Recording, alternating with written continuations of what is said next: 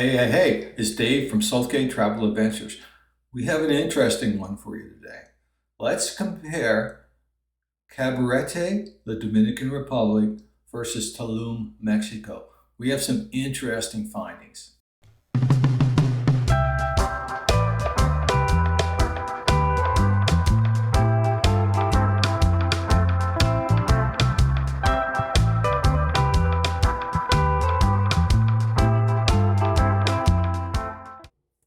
So a little primer on Tulum.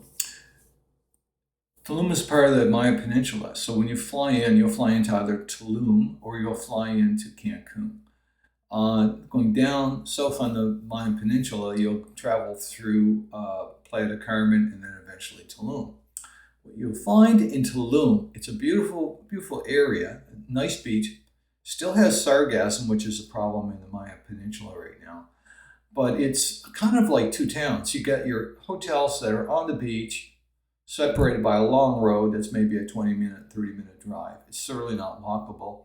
And to the hotels on the city. There's a huge difference in price. So the Airbnbs and hotels in the town of Tulum, if you want to call it that, might range from $100 to $150 a night US, somewhere in that kind of category. To be on the beach in Tulum, you're probably looking at $300 or $400 US. So it's a whole nother different kettle of fish. It's a beautiful area. It's well developed. So when you go from the DR to Mexico, Mexico is a much more developed nation. There's no question about it. But you're going to pay the price. Over the years, the prices in Tulum have kind of gone up and up and up with all the influencers and this kind of stuff. So you're going to get a much more higher end kind of experience. The roots of Tulum were basically surfing, kind of a lifestyle thing. And that's what the influencers caught on early in 2020, and it's grown a lot. It's a great spot, but it's getting pricey, and the taxis drive us crazy. We spent probably a week in Tulum, and the transportation around Tulum is very difficult. The taxis are just very expensive. Don't really trust them, and it makes some of the travel a little uncomfortable.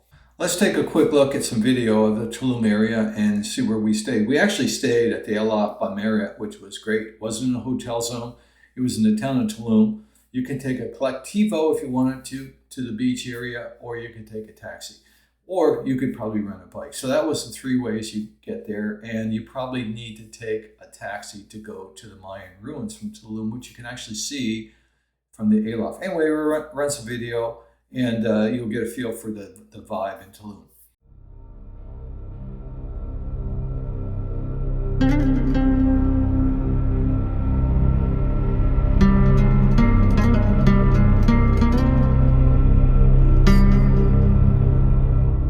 Cabarete, on the other hand, is a small area, not as developed as the Tulum area, and it's really a number of different kind of areas with different vibes. So Cabaret Beach itself is more the kind of beach vibe, the older tourist that is sitting there to just kind of lay on the beach. You get all the beach vendors, you get some restaurants and stuff. It's not bad. It's not really the vibe that we kind of like, but it's there. So that's Cabarete Beach. So the next beach down from Cabarete is Kite Beach. And Kite Beach is more of like a kite surfing beach, probably a younger crowd, and is not quite in town. It's a little bit on the outskirts of town. So it has its own vibe, very different to my mind than Cabarete Beach. So that would be Kite Beach. And the next beach down is Playa del Encuentro, which is much more of a surf destination for a younger crowd, budget travelers. The area is just evolving. There's not a lot of restaurants. There's really two nice restaurants there, I would say. There's food courts, and there's bakeries, this kind of stuff. So it's not as evolved as Cabaret, certainly not as evolved. Much better for budget travelers, much better if you're like a Airbnb and you want to go there for a month or something like that. It's really supports that really well right now. And then the last area is a place called Perla Marina, which is again a little farther away from Cabarete.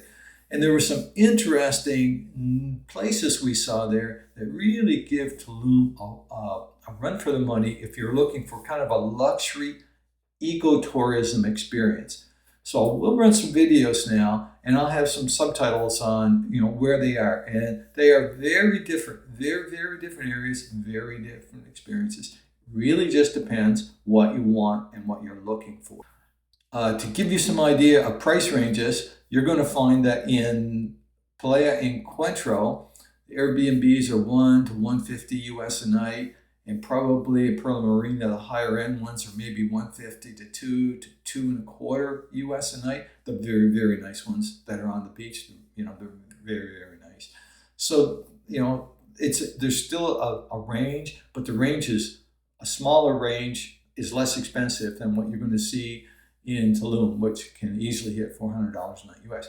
So let's take a look at some recent video from Cabarete, Kite Beach, Playa Encuentro, and Pearl Marina.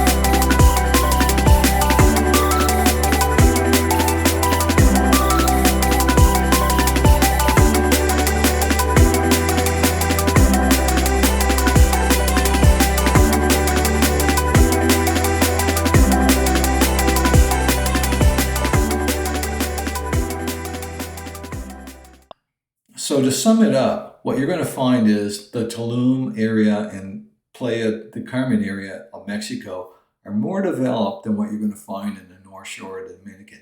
Not necessarily a bad thing. You're going to have probably a more local experience.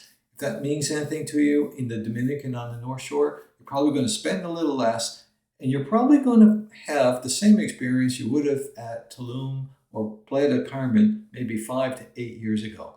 Kind of my gut feel, that's the way we see it. Anyway, hope you enjoyed the video. Remember to like and subscribe, comment if you have any questions. We've been to both of these locations a number of times. Love to chat about them. Have a great day.